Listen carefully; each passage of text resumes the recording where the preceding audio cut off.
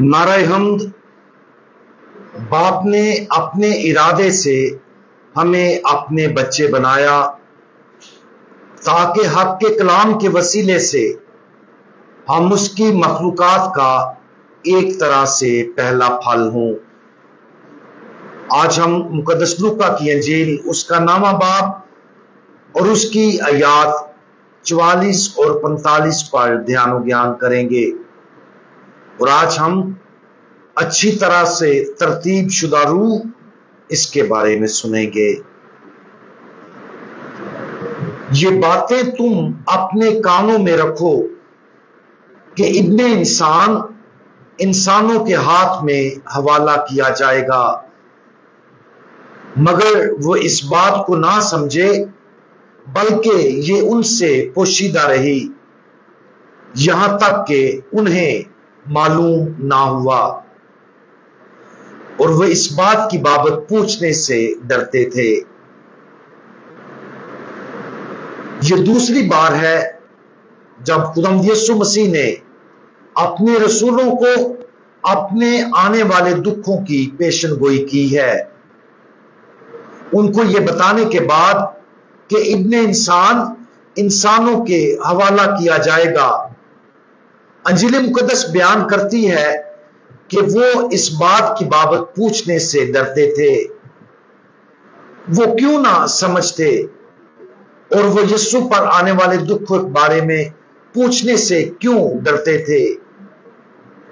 रसूलों का खुदावंद यीशु मसीह के साथ गहरा ताल्लुक था, रूहानी तौर पर और प्यार के जरिए भी, और ये अच्छी बात है।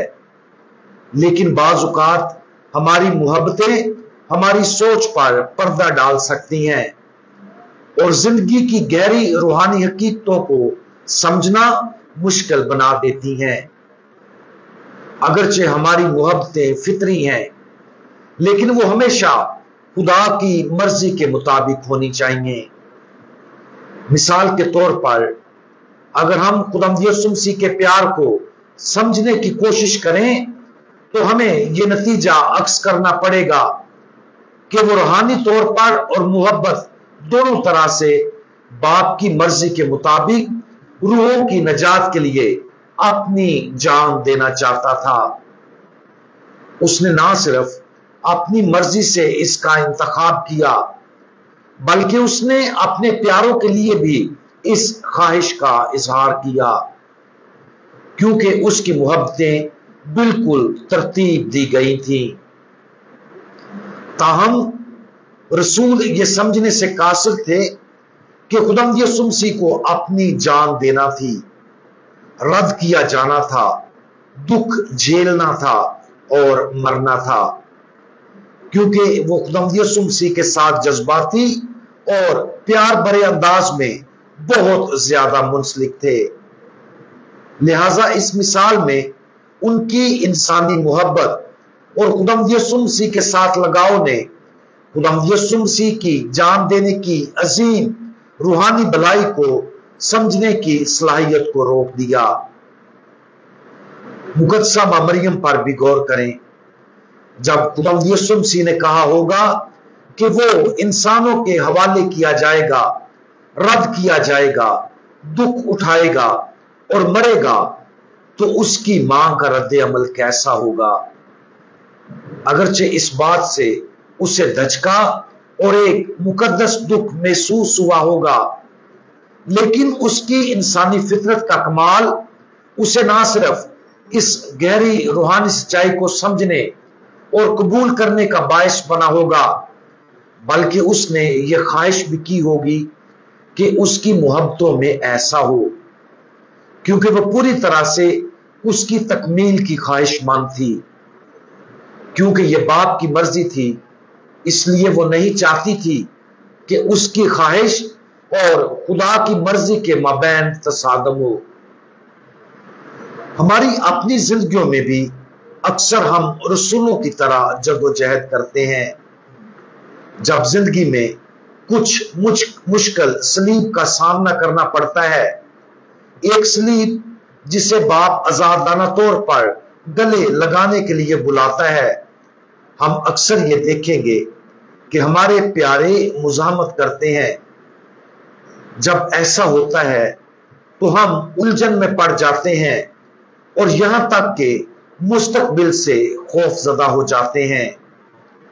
لہذا خوف پر فتح حاصل کرنے کا واحد طریقہ یہ ہے کہ تمام جذبات، محبتوں اور ہر انسانی وابستگی کو باپ کی مرضی کے سپرد کرنے کے لیے کام کیا جائے، تاکہ اس کی مرضی کو اپنے پورے دل و جان سے پورا کر سکیں۔ آج ان رسولوں کی اندرونی جد و جہد پر غور کریں۔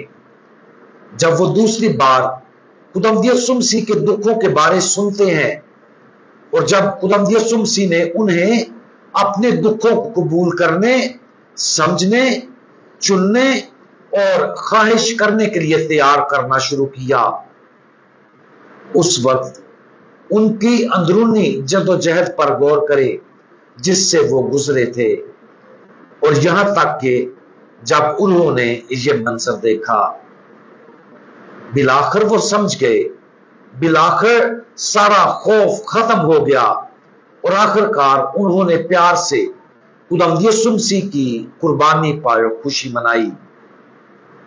لیکن اس میں بہت وقت اور بہت کچھ چھوڑنا پڑا۔ ان طریقوں پر غور کریں جن سے ہمارا خداوند ہمیں اپنی زندگیوں میں اپنی صلیب کو منتخب کرنے کی دعوت دے رہا ہے۔